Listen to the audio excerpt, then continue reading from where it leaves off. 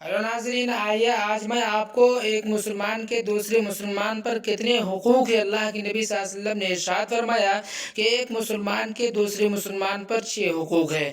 Number 1, जब उससे मुलाकात करे तो उसको सलाम करे। नंबर 2, जब कोई मुसलमान दावत दे तो उसकी दावत कबूल करे। नंबर 3 में, और जब उसको छींक आए तो वो उसकी छींक का जवाब दे। नंबर 4, और जब वो बीमार हो तो उसकी इयादत करे। नंबर 5 में, और जब वो फौत हो जाए तो उसकी नमाज जनाजा अदा करे।